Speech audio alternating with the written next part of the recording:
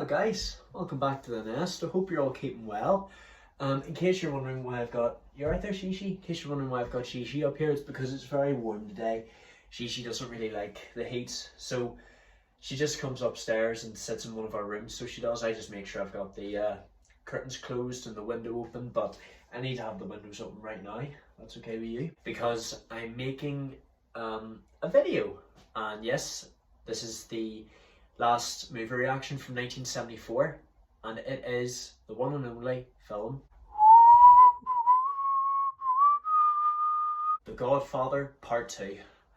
I gotta say guys, there was a lot to take in from this movie. It was so fucking long.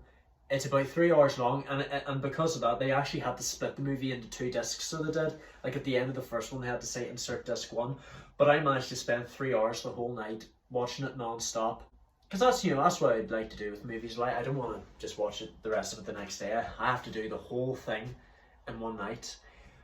Yeah, this one wasn't as fast paced as the last one, but I gotta say, I think I enjoyed this one more than the first one, even though Sonny wasn't in this one. Well, I mean, he was in it, but he wasn't during the really tough times. It's actually a sequel and a prequel, both at the same time. It tells the story of how Vito, he grew up a Sicilian immigrant, and he became like one of the most respected gangsters in the city.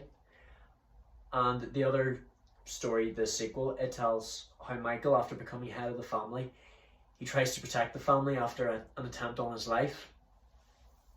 So it starts off in 1901, where Vito was actually born in the city of Corleone as Vito Andolini. He lost his father to a mafia boss after he insulted him. Turns out, like, well, I don't really think the life of a gangster is safe, to be honest. Like, you never know when you're gonna get jumped. You have to be careful what you're saying, because in that world you're gonna say some things that you can't come back from. But yeah, Vito witnessed his father dying, and then at the funeral his brother gets killed, and then later on in the city his mother gets killed. So from a very young age, like, he's basically been surrounded by people he loves being taken away from him. And he manages to immigrate to New York whenever he's saying his name. Vito Andolini Corleone. Vito Corleone. So that's how he got his name. His surname is named after the city. Then I think it takes place in 1958, like sometime after the first film. And like the first film, it starts off with Michael and his family at a ceremony. I think it's something to do with Michael's son Anthony, his congregation. But Michael is also having a lot of interviews with a lot of people, just like his father. But I do say Michael is a great leader, so he is. A lot better than Fredo. Yeah, Fredo's just too much of a bitch, so he is. So basically he's having a meeting with this lawyer who wants a large amount of these, all these casinos. But he's basically just ripping him to shreds by insulting the Italians. My offer is this: nothing. I have to say, Connie actually has married a better man, who was a lot better than Carlo, who just fucking abused her. But at the same time, he's just a loser. Connie has just turned into an absolute failure. I don't actually know what left there is of the family. You know what I mean? Like, ever since Vito died, it just looks like the family's no longer in order. Later on that night, there is actually an assassination attempt on Michael. So there is. Luckily, he manages to make it out alive, but they can't find the killer. And it also turns out that there is also a family member involved who managed to tip off the killer of the whereabouts. One of the things I love in this movie is the scene with Fredo's wife. Like, she just looks like an absolute pain in the ass. She keeps on dancing with all the other men. And after a while, you just see all the guards just looking at Fredo's wife making a mess of herself, and they've just had enough. Come on, get her out of here. Huh? What? No. It actually looks like Michael is a great father to his kids. He's got one son and one daughter, and he's actually going to be having another son. And he does promise his son that he'll be returning. I gotta go away in the morning, Anthony. Yeah, and it just shows he doesn't want to leave his family behind in case something else happens. But he travels over to Miami to meet with an old business partner, this Jewish mobster named Hyman Roth, who also turns out to be the main antagonist of the film. So, as you can see, Roth is obviously terminally ill. He just sits around all day in his house watching television.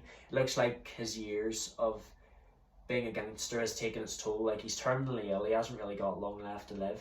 Basically, Michael pretends that his friend Frank Pentangeli, he's the one who orchestrated all this. Well, he doesn't want to give away to Roth that, he was the one, that he knows he's the one who orchestrated the hit. I actually gotta say, Frankie Pentangeli is probably one of my favourite characters in this movie series because he has such a great sense of humour. You know what I mean? He just laughs, he just spills stuff all over the place. Oh, what have I done? Also, throughout the movie, it also keeps on going back and forth to the present day story and the past story. And it shows that in 1917, Vito, after he married Carmela and had their first son, Sonny, he lost his job, and it's because some sort of gangster got involved, so he did, and it's just been absolute hell for him. Michael, on the other hand, he tries to find out from many sources in Nevada information about Roth and Johnny Ola, but it turns out that Fredo was actually the one who orchestrated the hit. Because he pretended to not know Johnny Ola, but it actually turns out that he does. He hears him say, "Hey, Johnny, come on over here." And you just see the look in Michael's face. And during the celebration on New Year's Eve, they've already been to Havana and talked over the business. I gotta say, I was very paranoid whenever I saw the cake for Roth's birthday. I actually thought it was going to be poisoned. And Roth, gives it, he's had a long history with the Corleone family. We were driving molasses in these trucks whenever you were a baby. Those trucks were owned by your father. I gotta say, I must admit, I did think that Michael was absolutely pissed off whenever he finds out that his brother had betrayed him.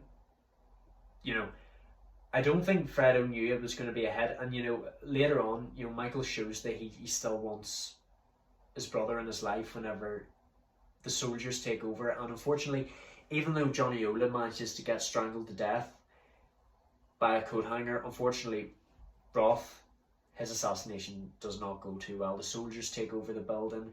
Roth manages to make it out alive. My only hope, whenever I was watching this movie, my only hope is that Roth was actually going to get killed, because I hate to say it, but during the movie I actually want the antagonist to die in the end, because if they get put in prison, they're just going to be able to break out. But if they die, they're not a problem. They can never come back from that. But yeah, there was already an assassination attempt on Frankie, because he was told to go over by Michael after the assassination on his life, because Michael's obviously pissed off about it. In my room, where my wife sleeps, where my children go to play with their toys. I have to say about Michael, he's not hot-headed like his older brother Sonny, but I mean, if he's pushed enough, he will fucking lose it, so he will. Frankie tried to make peace, and he very nearly got killed, but he would have got killed if the police officer hadn't gone in, and then it just caused a big shootout onto the streets of New York City. I don't know, I actually don't understand how Frankie was able to survive all that. He very nearly got garroted to death, so he did. Another thing that happened during the prequel story was that Vito met his old friend Peter Clemenza whenever he was asked to take care of a bag of guns for him, and I think that's what caused him to get into the crime business, because in order to return the favour, Clemenza takes him to a house where they try and steal a rug, and Vito actually manages to find a job as a thief. He goes around stealing stuff off people, and then he resells them at a higher value. And it's also where he met Tessio, and it's at that time where he has had his other three children, Fredo, Michael, and Connie. Finucci, he actually manages to brutally kill. He wraps up the gun in this fucking towel, and he just shoots him dead, so he does. Brutal, absolutely brutal. Vito, he may be calm and sophisticated in the first movie, but it just shows that he has a rough side, so he does. I have to say, I found out that the guy who played Vito in this movie, Robert De Niro, who played a younger version of him, he's actually a very big name for these upcoming films I'm going to be watching, so I must keep an eye out for Robert De Niro. On the way home from Nevada, whenever Michael gets home, he finds out that, unfortunately, from Tom Hagen, that Kay has had a miscarriage. And it's just sad the way, you know, he was so looking forward to having another son, but unfortunately he's just lost everything. Like, you know, there's not really much left for him. During the committee, you know, the lawyers do try and bring up the fact that, you know, in the first one, the 5 families were all killed at the same time by the Corleone family, but Michael, of course, denies it. And I think this is the part where it begins to have Kay just drive away from him. Like it's at that point where, you know, she doesn't want to be part of this life. But the thing is, why did she marry him? And afterwards, Fredo admits that he didn't know that Michael was going to be assassinated. But at the same time, he didn't want to be regarded as the stupid member of the family, and he wanted to take over whenever Vito passed away, unfortunately. Michael, you're my kid brother, and you take care of me? And it's at this point where Michael is just absolutely done with Fredo after nearly having him killed. He just absolutely disowns Fredo. Fredo, you're nothing to me now. I don't want to know you. Not as my brother. Not as my family member. I don't even want you near my house. I knew it was you, Fredo. You broke my heart.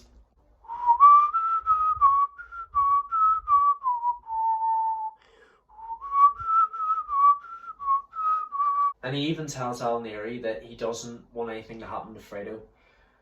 At least not until the mother passes away.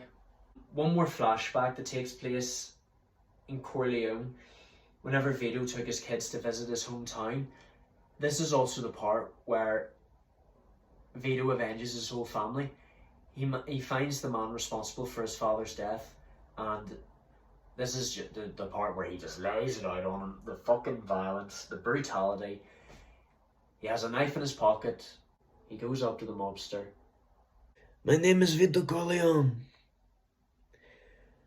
My father was Antonio Andolini. And this is for you. He literally just cuts him right across the stomach, so he does. I'm sorry guys, but this movie was so long. There's just so much to take in, so there is. I can't wait until I get on to the actual reactions. Afterwards, Kay reveals the truth. She didn't actually miscarry Michael's son. She decided to get rid of it by having an abortion. And she did this to get Michael to hate her as much as she could, because, like, she never wanted to be a part of this life. And it's that at this point, Michael just fucking strikes her right across the face and just says all he wants to, so he does. You're not taking my children away from me. And I gotta say, I feel so bad for Kay whenever she goes to say goodbye to her children. Like, you know, it's like they're never going to see their mother again because their father has taken sole custody of the kids. I wonder what he had to do. And the thing I want to know is, Tom was in charge of the family while Michael was away in Miami meeting Hyman Roth. Like, did he not see, like, Kay leave the house and have an appointment with the hospital? Like, that's what I don't understand. But unfortunately, things have gotten worse because Michael's mother has passed away, and you just know that the time for Fredo was coming up. But Connie consoles in Michael for him to forgive him.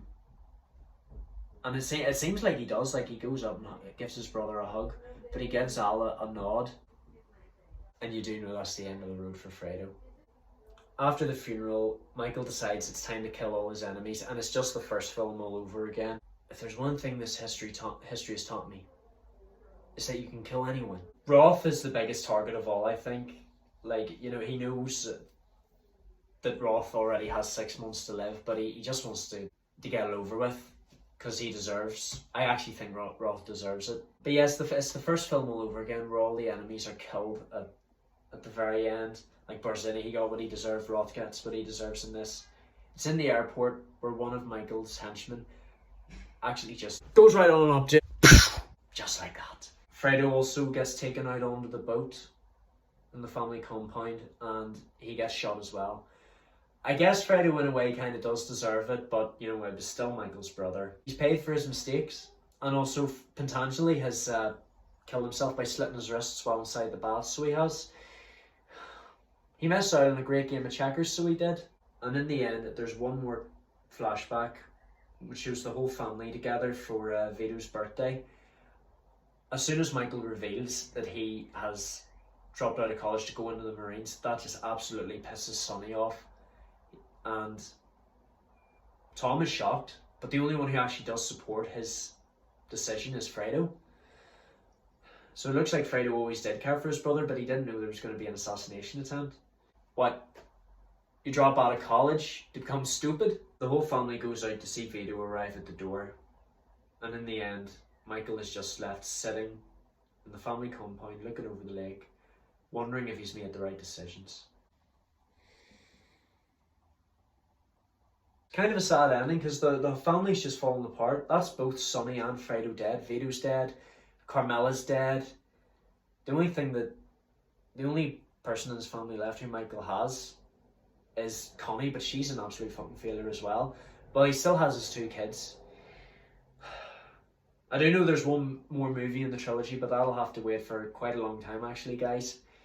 From what I've heard, it did take a large number of years, because apparently the author of the books released his 3rd novel quite a long time after this.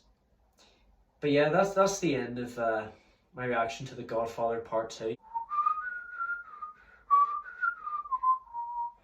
And it's also the end of 1974. I gotta say, I thought this year was okay, guys, but we're now on to the next year, which is 1975. Now, I've checked the set list, and this one looks crazy. Like, the lineup looks great. Like, I've only got 3 movies to do, but I'm also starting something else. I'm starting to gonna be beginning to watch TV shows as well. And I'm not gonna say what the TV show is yet, but it's a surprise. And my next movie reaction will have to wait, because I'm going to be putting a personal video up on this channel. It's about the future of this channel, so it is, guys. And don't worry, I'm not removing this channel at all. I'm not quitting. It's just about the future of what I'm going to do and how I'm going to do it. Because, see, to be honest, guys, I'm scared. But we'll talk about that in the next video. I love you all to death, guys. Don't forget to keep on subscribing. I'm sorry that I'm all over the place with this video, because there was so much to take on with this movie. It was 3 hours long, and I just wonder, is it ever going to end? It's no wonder they had to put the movie into 2 discs. But I love you all to death, guys. Thank you so much for watching. Don't forget to leave a like, comment what you would like to see next, subscribe, turn on notifications, and share with all your friends. I'll see you in the next video. Love you all to death, and thank you so much. 1974. We're at the end.